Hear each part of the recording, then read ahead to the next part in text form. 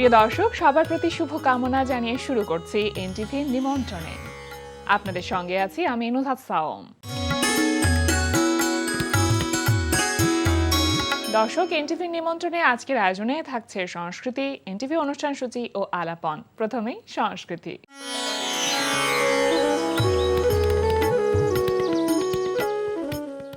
Gulshan 1-এর radius art গ্যালারিতে অনুষ্ঠিত হচ্ছে শিল্পী প্রশান্ত কর্মকার বুদ্ধর 40তম একক চিত্রকলা প্রদর্শনী পিস। প্রদর্শনী চলবে 15 ডিসেম্বর পর্যন্ত।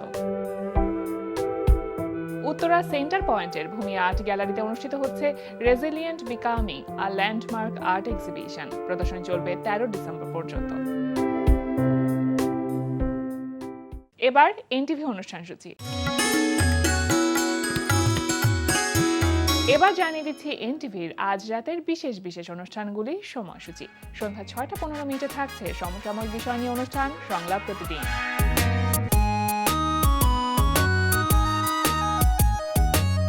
রাত 8:20 থাকছে গোলাম মুক্তাদিরের পরিচালনায় ধারাবাহিক নাটক কাজিনস। আমি কি ভাবছি জানিস, কি ভাইজান? গ্রামের জমির আমার যে ভাগটা সেটা ফ্রিদার নামে লিখে দিই। তুমি তো কি বললা ভাইজান? কবির আছে না, কবিরের ভাগ ওকে দিতে হবে কেন? মামা আমরা কি বোকা নাকি আমাদের কোনো লাভ আছে? হ্যাঁ, তোমাকে শকুনি মামা বানায়? বরঞ্চ তুমি আমাদের সাথে থাকলে তোমার বটবৃক্ষের নিচে শুয়ে শুয়ে আমরা ফলমূল খেতে পারতাম। রাত 11:30 সরাসরি সম্প্রচার হবে জাহাঙ্গীর চৌধুরী প্রযোজনায় সঙ্গীতানুষ্ঠান এ লগন গান শোনাবার।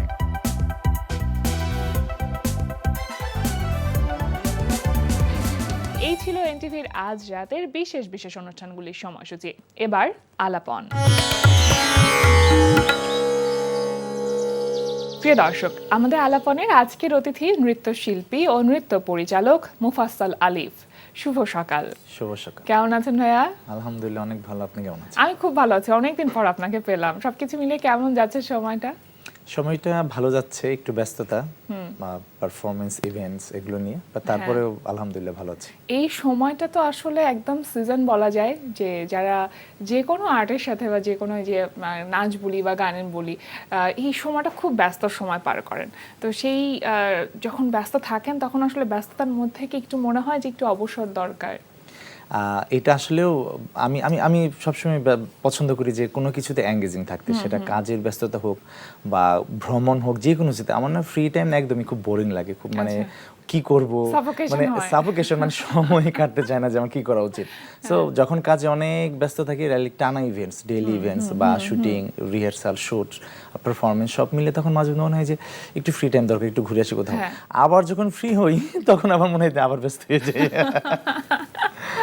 আসলে আমরা মনে হয় মানুষরা কোনো নির্দিষ্ট কিছুতে হ্যাপি থাকতে পারি না, আমাদের সবকিছুই লাগবে লাইফে। আচ্ছা, যখন এই যে একদম প্রতিদিন শুট থাকছে বা প্রতিদিন ইভেন্টস থাকছে, তখন আসলে কোরিওগ্রাফির জায়গাটা আসলে কিভাবে ম্যানেজ করেন? সেগুলো কি আগে থেকে তোলা থাকে? আমাদের যে বিষয়টা হয় যে প্রত্যেকটা লাইক একজন সিঙ্গারের কিন্তু খুবই ফিক্সড কিছু গান থাকে, দেখা যায় সব ঘুরে ফিরে ওই গানগুলাই গায়। সো আমাদের ব্যাপারগুলো থাকে, আমাদের যে কোরিওগ্রাফিগুলো থাকে, যে আমাদের কিছু সিগনেচার কোরিওগ্রাফি আছে বিভিন্ন জনরার, বিভিন্ন স্টাইলের উপরে। সো ওই সব জায়গায় আমরা গানগুলো করা হয়, যেহেতু সেম ইভেন্ট, সেম অডিয়েন্সেস না, অডিয়েন্স, ক্লায়েন্টস, এজেন্সি আলাদা। সো ম্যাক্সিমাম দেখা যায় যে আমাদের রিহার্সাল খুব বেশি লাগে না, আমাদের আগের করাগুলোই করা, মানে কোরিওগ্রাফ পারফরমেন্সগুলো করা হয়। আবার কোনো কোনো জায়গায় থাকে না স্পেশাল পারফরমেন্স, মানে ওদের থিমেটিক। এখন যেটা হচ্ছে কর্পোরেট শোগুলোতে ম্যাক্সিমামই ওরা একটা কনসেপ্ট বিল্ড করে দেয় যে এরকম হবে, একটা একটা ইউনিটি দেখাবো বা আবার নতুন করে সবাই জেগে ওঠা, মানে এরকম একটা ব্যাপারগুলো থিম বলে দেয়। বা অনেক সময় আমাদের এলইডি ইন্টারেক্টিভ পারফরমেন্স বা বিভিন্ন কিছু হয় যে ওদের কনসেপ্টের ওয়াইজ বা প্রতিটা। এখন তো বাংলাদেশ অনেক এগিয়ে গেছে, আগে তো আসলে গদ বাঁধা যে কোনো গানের যে কোনো প্রোগ্রামে ওই একে না ছেড়ে দিল। এখন অনেক ইভেন্টস বা অনেক ভালো ভালো এজেন্সিস আছে যারা সুন্দর সুন্দর প্ল্যানিং দেয় ক্লায়েন্টসকে। সো ওইখান থেকে দেখা যায় খুব কনসেপ্ট বের হয়। সেই জায়গায় আমাদের তখন কনসেপ্ট বিল্ড আপ করতে হয় যে হ্যাঁ, সেই জায়গায় থেকে আমরা দেখা যায় রিহার্সাল করে আস্তে আস্তে ইম্প্রোভাইজেশন করে বিভিন্ন কিছু রেফারেন্স নিয়ে দেন আমরা চেষ্টা করি। বা এখন পর্যন্ত সর্বোচ্চ স্টেজে থেকেছেন, মানে কোন একটি কোরিওগ্রাফি সর্বোচ্চ কত মিনিটের হয়? এইটা তো আসলে বর্তমানে যেটা হয়, একটা সময় ছিল যে একটা গানই ছিল কোরিওগ্রাফি, লাইক 5 মিনিট একটা গান, এটা একটা পারফরমেন্স, কিন্তু এখন সময় ওইটা নাই। দেখুন আমরা একটা গানে আসলে আমরা এখন নাচি না। লাইক আমি তো 2-3 ধরনের পারফরমেন্স করি, লাইক কন্টেম্পোরারি বা ক্লাসিক্যাল বা বলিউড টাইপের পারফরমেন্স। সো দেখা যায় যে আমরা ম্যাশ আপ করি একটা পারফরমেন্সে, লাইক 10 মিনিটের একটা ট্র্যাক, ওখানে 7-8টা গান মিক্সিং করা হয়, সেখানে বাংলা, ইংলিশ, বিভিন্ন বিদেশি ভাষার গান। আমরা একটা সুন্দর করে একটা মানে ট্র্যাকটাও এখন একটা মজার ব্যাপার, যে এই একটা গান এই একরকম করে তুমি মজা নাই। ট্রেন্ডি ট্র্যাকও থাকে, তাই না?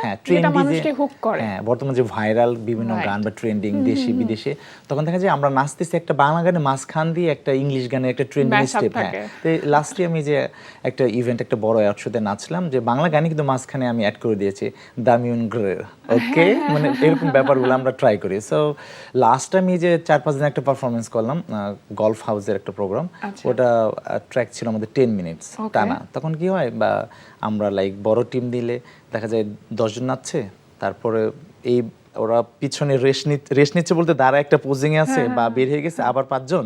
সো টানা আমার সর্বোচ্চ এখন পর্যন্ত মনে হয় অ্যারাউন্ড 15 মিনিটস ড্যান্স পারফরমেন্স। আর আদারওয়াইজ যদি ড্যান্স ড্রামা বা ওই টাইপের কোনো প্রেজেন্টেশনে তখন আরও লম্বা সময় থাকা হয়েছে। বাট নর্মাল যে এখন যেমন পিস ডান্সগুলো করি, এগুলোতেই 10-12-15 মিনিট, 10-12 মিনিট তো অনেক ইভেন্টে আমার থাকে টানা। আপনার যে ডান্স গ্রুপ আছে আলিফিয়াস স্কোয়াড, এটা তো আসলে বেশ অনেকদিন হয়ে গেল, এক যুগেরও বেশি সময় হলো না? না, আলিফিয়া স্কোয়াডের বয়স অত বেশি না, আমার নাচের কেরিয়ার অলমোস্ট এক যুগ।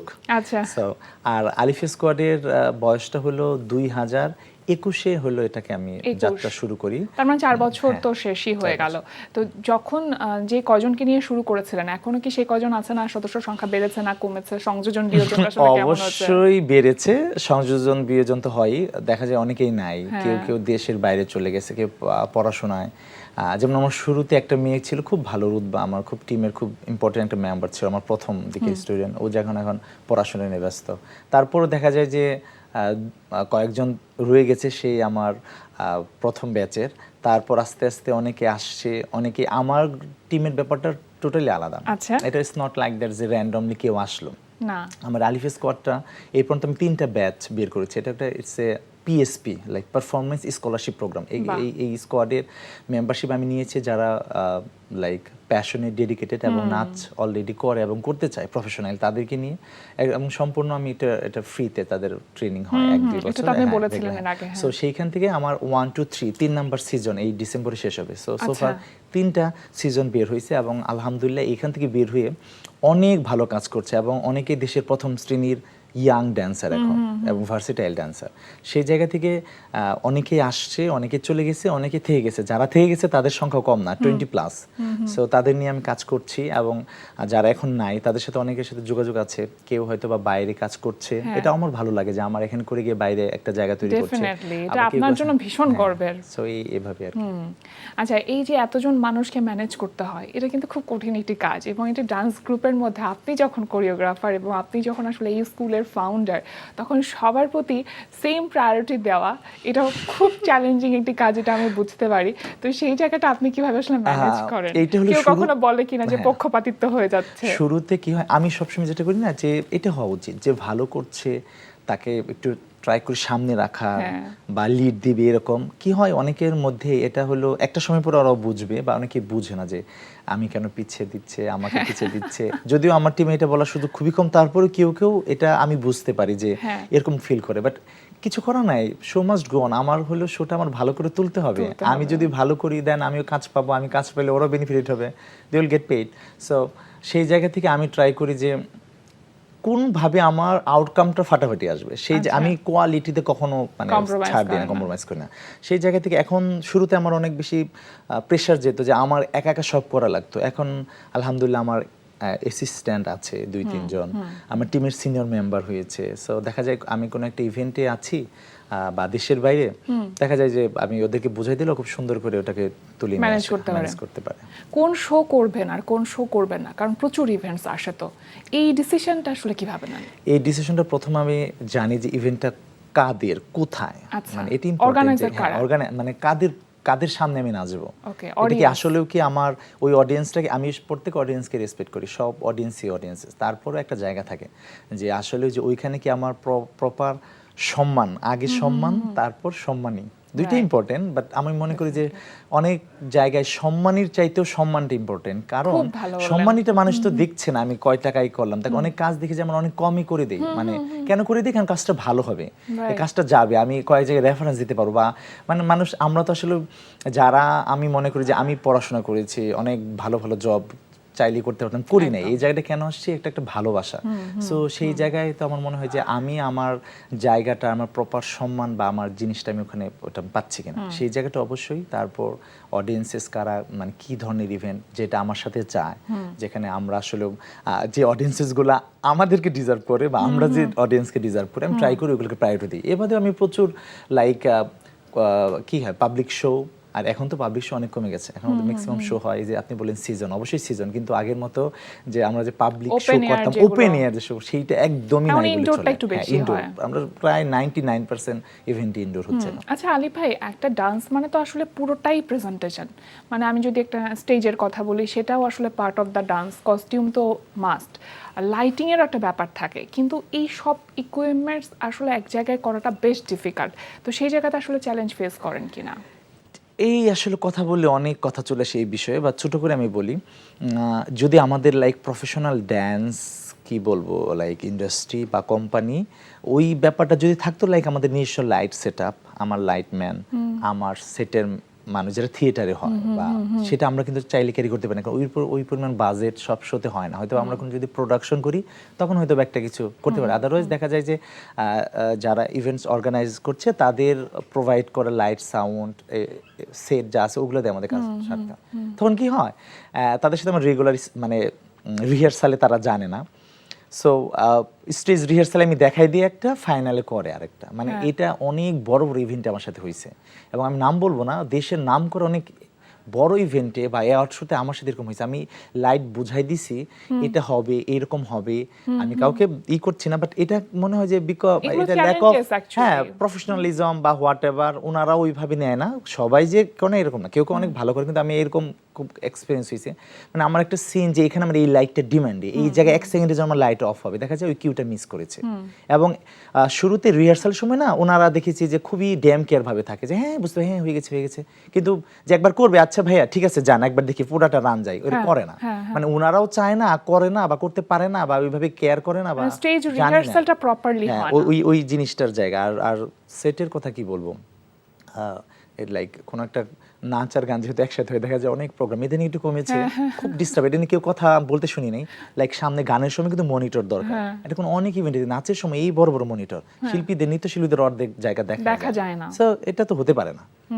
কোনো জায়গায় আমরা বলে বা ভালো ইভেন্ট হইলে ওরা মানে সরাই দেয় এই মনিটরগুলা, আদারস অনেক ইভেন্টস দেখি পাবলিক ইভেন্ট বা অন্যান্য জায়গায় যে সামনে মানে এটা তো হতে পারে না, একটা নৃত্যশিল্পী নাচবে, পায়ের প্রচুর কাজ, সো এটা দেখতেই পারে না, স্টেপটা না দেখা গেলে তো তারপর আবার দেখা যায় যে গান হবে, ড্রাম অনেক ইনস্ট্রুমেন্ট সেট করা আছে, ওর মধ্যে নাচো, ম্যানেজ করে নাচো, অনেক জায়গায় হয় না, বাট এটাও হয়, এটা আমি মনে করি অনেক অবস্টাকলস, এগুলা সব মিলে মনে করি এর মধ্যে থেকে চলছে, তো এইভাবে চলতে থাকবে, হয়তো কোনো এক সময় দেখা যাবে যে অনেক প্রতিবন্ধকতা, সেগুলো পেরিয়ে আসলে এগিয়ে যাওয়ার যে আপনাদের মতো কিছু মানুষের থাকে না, একদম ফুললি ডেডিকেশন, আর সেই ডেডিকেশনটাই মনে হয় এই প্রতিবন্ধকতা পেরিয়ে যাওয়ার মূল বিষয়। উই হ্যাভ টু ম্যানেজ, কিভাবে ম্যানেজ করতে জানি, মানে রিহার্সাল করলাম এত বড় স্টেজ, ওখানে যে স্টেজ ছোট, manage.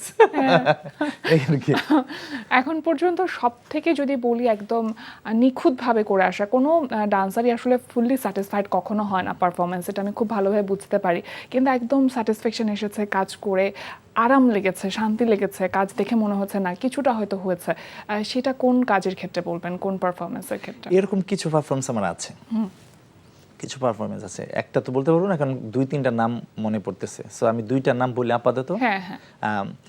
Daily star OTT award season 2 or 3, ওটা একটা পারফরমেন্স খুব ভালো, আমি প্রতিবারই করি, ওদের ওপেনিং একটা পারফরমেন্স থাকে আমারই, সো ওদের 3টা সিজন আমি করেছি, 3টা না 4টা সিজন যাই হোক, সো লাস্ট সিজন, এইবার এর আগের সিজন খুব ভালো, খুব সুন্দর করে আউটপুট এসেছে এবং ভালোভাবে করতে পেরেছে আমার মনে হয়েছে। এবং এই বাদে আরেকটা জেসিআই এর একটা ইভেন্ট ছিল লে মেরিডিয়ানে, ওটা খুবই মানে কি বলে, এত নর্মালি কি হয় আমরা কমার্শিয়াল ড্যান্সে হাততালি দেই বা অনেক শাউট করি অনেক নাচ শেষে, কারণ নর্মালি তো 5 স্টার হোটেলে যে ইভেন্টগুলো হয় কেউ হাততালি ওই দেয় না, সাউন্ড করে যে খুব চুপচাপ ভদ্রভাবে দেখে। ওইটা কন্টেম্পোরারি ডান্স ছিল, কোনো কমার্শিয়াল গান, কোনো বাংলা গান ছিল না, একটা ইনস্ট্রুমেন্টাল পারফরমেন্স ছিল। মানে আমাদের এত ভালো লেগেছে, মনে কি যত যাই বলেন যে অডিয়েন্স যত যাই ভালো বলুক, নিজের ভিতরে শান্তি না আসলে ভালো লাগে না। মানে আমাদের খুব ভালো লেগেছে, অডিয়েন্সের ভালো লেগেছে, এরকম হয়। আমি লাস্টে যে 3 দিন আগে একটা ইভেন্ট করলাম, এটা হলো একটা কাওয়ালি ডান্স থিমে, কাওয়ালি, কথক, সুফি। সো খুব ভালো, মানে ওই দেখা যায় যে এখন যে একটা কাওয়ালির একটা জোয়ার চলছে, আমার ইচ্ছা ছিল যে আমি এই ধরনের কাজ করবো, সো করলাম। এটা করে খুব আরাম লেগেছে। দেখা যায় যে অনেক বেশি কি হয়, অনেক বেশি ম্যাশআপের চাইতে দেখা যায় একটা ছোট্ট সিম্পল পারফরমেন্সে দেখা যায় যে বেশি আরামটা লাগে। আপনি বিভিন্ন ধরনের ডান্স করেন, আমি যদি বলি শাস্ত্রীয় নৃত্য আপনি করছেন, বলিউডও করছেন, তো সবকিছুর ভিড় আসলে আপনার নিজের ভালো লাগার জায়গা কোনটা? আসলে সব ধরনের নাচ আমার ভালো লাগে, মানে দেখতে ভালো লাগে, করতে অবশ্য সব ভালো লাগে না, বাট পছন্দ করি। কারণ আমার মনে হয় যে dance is all about body languages, তাই না? হ্যাঁ, body language and expression is physical movement.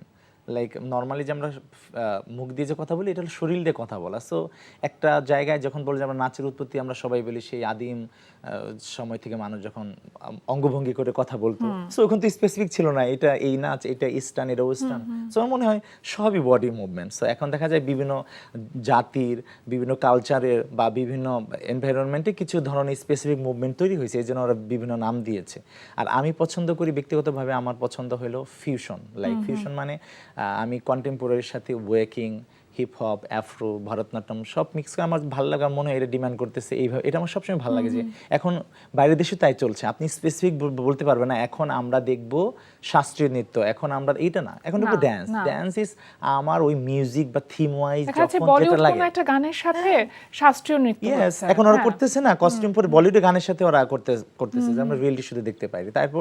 তারপরে এরকম থাকে, কনসেপ্টের উপরে ডিপেন্ড করে। আর আমার পার্সোনাল চয়েস বলে I love to like do contemporary and jazz. আচ্ছা, আমরা জানি যে আপনি টেরেস স্যারের কাছ থেকে আসলে শিখে এসেছেন, মুম্বাই থেকে, কিন্তু যখন আপনি নিজে ডান্স কোরিওগ্রাফি করতে চান, তখন আসলে একটা তো থাকে আইডলের জায়গা থাকে, মানে কাকে একটু টুকটাক ফলো করা? আমি ফলো করি বলতে আমি প্রচুর নাচ দেখি। আমার মনে হয় যে কারো যে লাইক আপনি যদি ভালো অভিনয় করতে চান, অভিনয় বই পড়তে হবে, ভালো লিখতে চাইলে প্রচুর গল্প উপন্যাস পড়তে হবে না। আমি প্রচুর নাচ দেখি, এবং নট অনলি স্ক্রিনে, লাইভ। আমি দেশের বাইরে যাই বিভিন্ন শোগুলোতে, হ্যাঁ, নিজে পারফরমেন্স দেখি। এবারেও আমি টিকিট কেটে শো দেখি। লাস্ট আমি ইউএসএ তে দেখলাম আলাদিন, তার আগে দেখেছি দ্য লায়ন কিং। এটা ওয়ার্ল্ডের সবচেয়ে এক্সপেন্সিভ এবং হাই রেটেড একটা মিউজিক্যাল থিয়েটার। সো দেখলে তখন মনে হয় যে আসলে চোখটা খুলে যায়। হ্যাঁ, আইডিয়াস অনেক তৈরি হয়। এবং করার সময় যে কোনটার সাথে যে কোন সময় আমার মনে পড়ে যায়, ও এর সাথে তো এরকম, এটা আসলে ইটস লাইক এটা কি বলে, এক্সপেরিয়েন্স নিয়ে গ্যাদার করা। তাহলে আমি অনেক কিছু দেখলে, অনেক কিছু জানলে, তাই বল না, জ্ঞান অর্জন করা যায় দুইভাবে, বই পড়ে আর ঘুরে। সো এরকম পারফরমেন্স দেখে সো অনেক কিছু এক্সপিরিয়েন্স আসে। এর বাদেও আমি দুইজনকে খুব ফলো করি, মানে ফলো করি এভাবে বলবো না, আমার আইডল বলতে পারেন। আমি ওই তাদের মতন হতে চাওয়ার চেষ্টা করি।